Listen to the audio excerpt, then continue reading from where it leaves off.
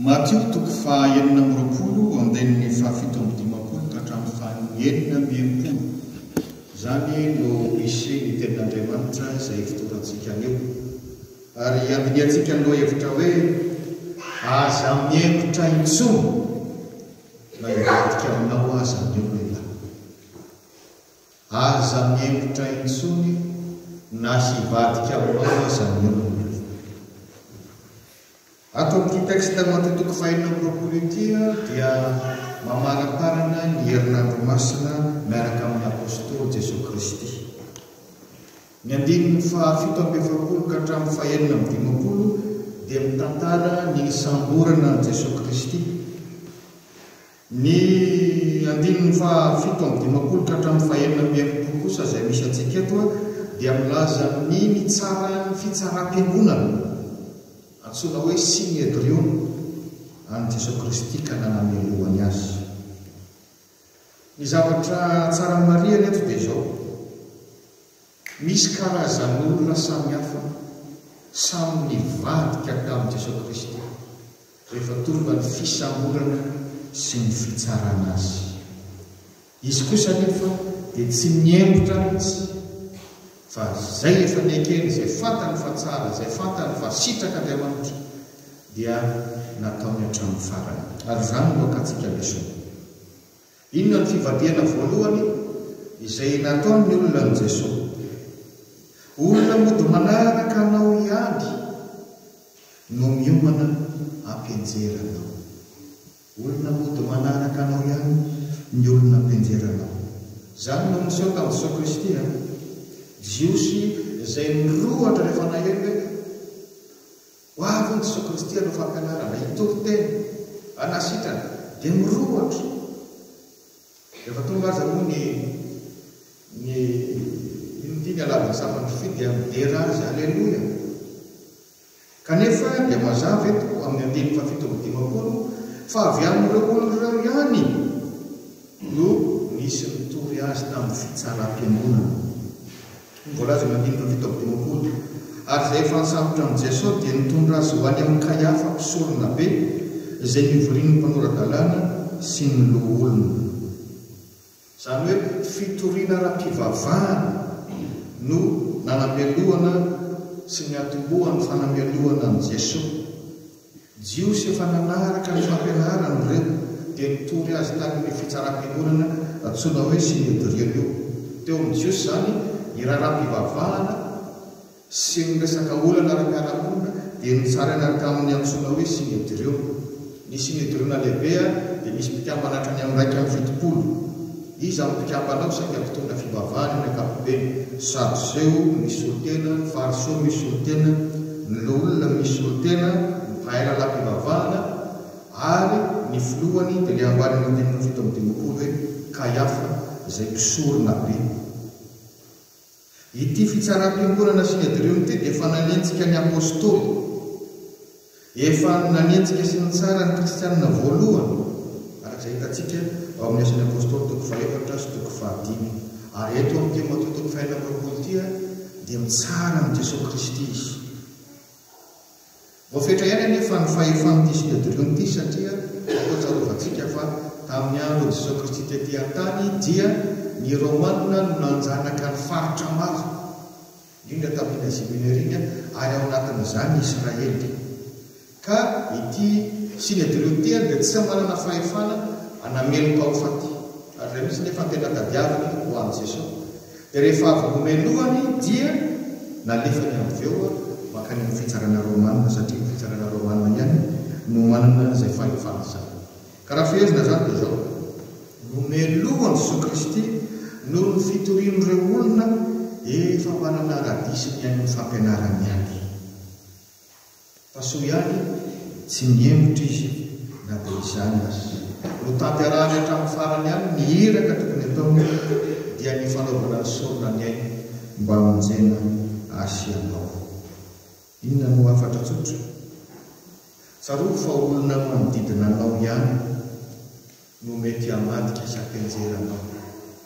Eny, olona mpanaraka anao aza mety hivadika aminao, mety namanao amin'ny réseaux sociaux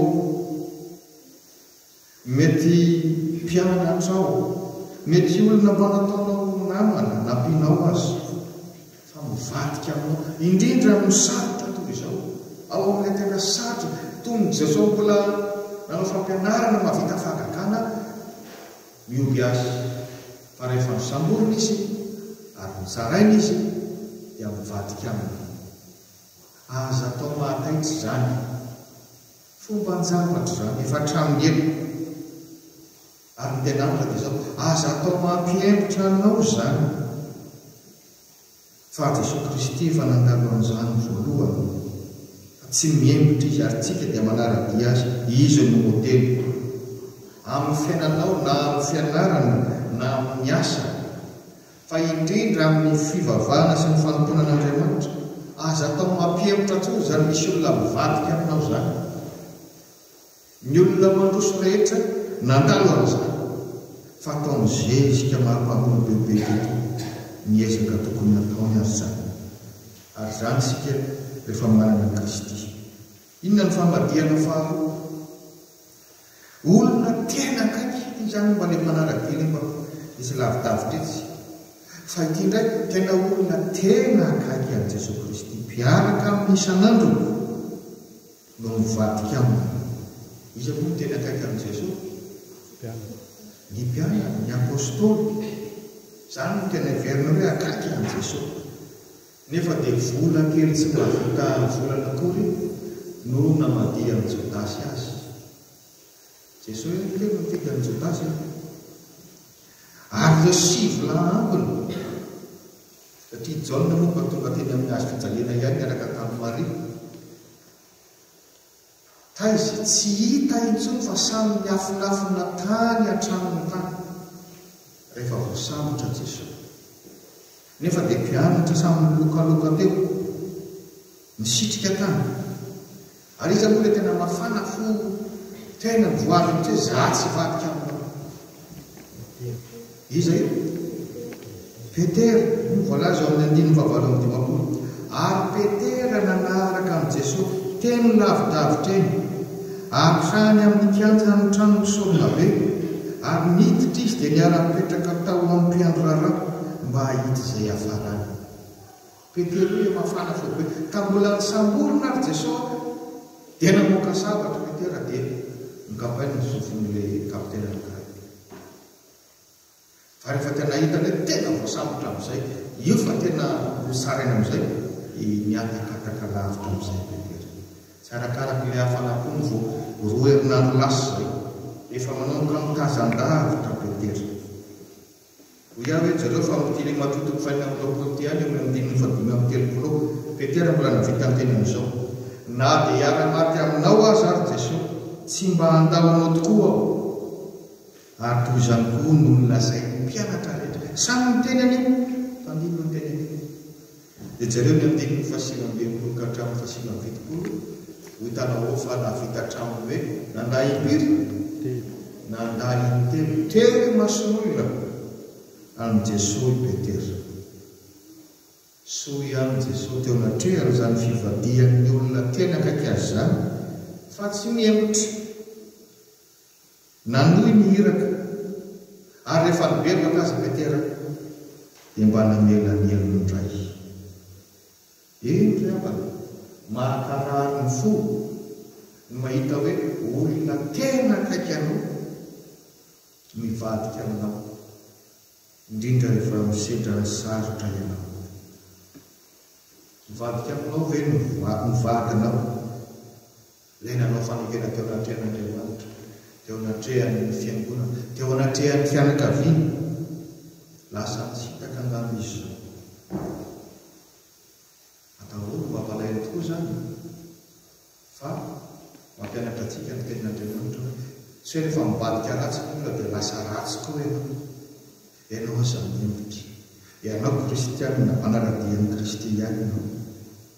Na ny zanaka aza mavita mivadika dehibe zany na misoratra masina na izy ianao indray no ataon'ny fahavalo na dia mety zavatra hafa ny nampianarina azy zavatra hafa no metiny amin'ny fiainana.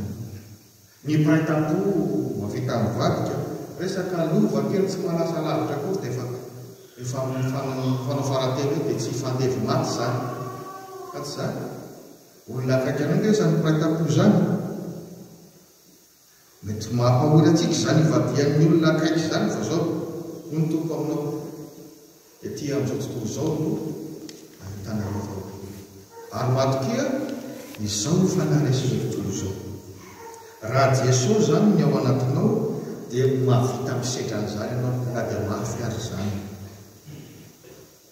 ary izy dia tsy miova ho masany aro mandrakizay fa sika koa sao dia mametraka fanantenana be amin'ny olona ary raha izay no izy fa lasa le olona indray no ataontsika ambony noho ny Andriamanitra eo ny teny Andriamanitra voaozona zay matoky tena voaozona amin'izany ka azo atao mampiamotra anao zany ny olona zany na iza dia mety hivadika avokoa vadika amin'ny tompo ary vitan'ny olona ka mainka efa nivadika aminao fa ianao kosa aza miembotra aza miala amin'ny Jesosy Kristy ianao fa izy ihany no manome anao hery atohitra amin'izany araka ny teny makanisa ty aminy nareo zay miasa paratra sy mavesatritana za miaina fa fitsarana ary gaga ny olona mivadika koa fa ianao tongy satria manana ny fitsarana fahatelo sady farana ny fivadiana fahatelo dia zao mpiara-miasa aminao ihany no ianona anao voalohany mpiara-miasa aminao ihany le olona mifanerasera aminao ny andininy fahasika midimampolo ka hatramin'ny fahenina ambinipolo dia ahitantsika fa ireo mpitondra fivavahana jiosiany no tena nianona amin'ny Jesosy ireo mpitondra fivavahana Jesosy ireo Jesosy ny raha marina tena nitezana atao amin'ny fivavahana Jesosy hatramin'ny fahakeliny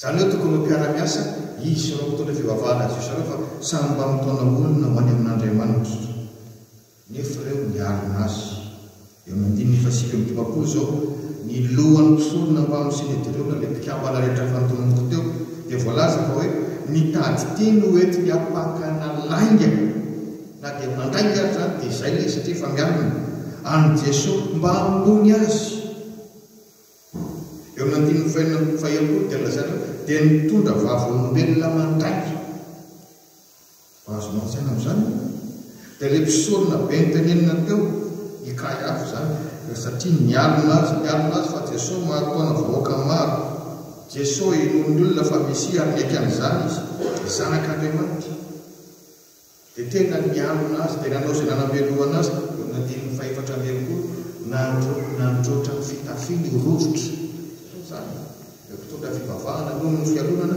mahavita mandrovitra fitafiana ary dia nimelohany moa eo nandininy fahenina ambinipolo viavana mampieritreritra zany satria ity fialonana sy fanamelorana sy eo andrareo tia dia tsy nampiamotra amin'ny Jesosy nandroso tamin'ny lalany azy fijaliana ihany izy ary zay le tena fandresena rehefa tsy mora miemotra tahaka an' Jesosy tsy maintsy mahita fandresena fa zany fialonana sy fanenjehana zany hitatsika ety an-trano zany ny mpiara-miasa aminao ihany no mahita voalohany ny ezaka ataonao sy ny fahombiazanao tsy olona ry amin'ny tsy tamaso ary fa io mifanakaiky aminao io no ialonanao voalohany io no anao zay anakivinanao zay ampianjeranao ary tandremo anao sao dia tafiditra amin'izany fialonan'izany fa loza mampanao tao foana nge ty fialonana ty ikaina zao a nialina any Abela Raharaby dia ahoana nefa raha navita hatraminy namono faty azy vita le akta ohatrany manenina anao efa vita io aingana be ny fidirany fialonana io ampidiriny devoly aty anatytsika zany Saoly zany mpanjaka voalohany tao amin'ny Israely rehefa miodiody ny fanendrena hoe Davida no mandimby azy nialina ny fofony an'ny Davida ho ny tenin'Andriamanitra ka tandremo fa tena mampidi-doza mampiarina olona ny fahombiazana zay tavy mampiarina olona ny fahombiazana ka rehefa olona mesaka ianao dia tsy maintsy misy amin'izay. Aza atao mahagaga izany raha misy hivadika aminao, na any am-pianarana na any am-piasana na any amin'ny fianakaviana. Eny aty am-piangonana aza indrisy. Ry havana, efa noman'ny tenin'Andriamanitra melo isika fa hiara-azy toetra ny olona. Amin'izao andro tsika izao, Timoty 2:1 andiny voalohany ka hatramin'ny 5. Akeko amin'ny anarana toy. Any aparany any dia hisy andro mahory. Fa ny olona ho tia tena, ho tia vola, ho mpantoka-tena, mpiavonavina, miteny ratsy, tsy manohy raisy ireny, tsy misaotra, tsy manady izay masina, tsy manam-pitiavana, mpanontolo fo, mpanendrikendrika, tsy mahompo, loza be, tsy tiany tsara, mpamadika, kiriana, mpieboebo, tia ny fahafinaretana mihoatra noho ny fitiavana an'Andriamanitra, manana ny endriky ny toem-panaraka an'Andriamanitra, nefa mandany heriny. Aza atao mahagaga anao zany koa, fa voalaza amin'ny tenin'Andriamanitra hatramin'ny voalohany. Fa zao Jesosy Kristy dia mahalesa an'izany farantsika rehetra zany noho ny soana nataony teo Golgota. Aza mialamina isika tahaka an'izao Kristy, matokia an'Andriamanitra ianao fa ombanao izy na mandala sarotra azy ianao. Aza miembotra intsony na hivadika aminao aza. Amen.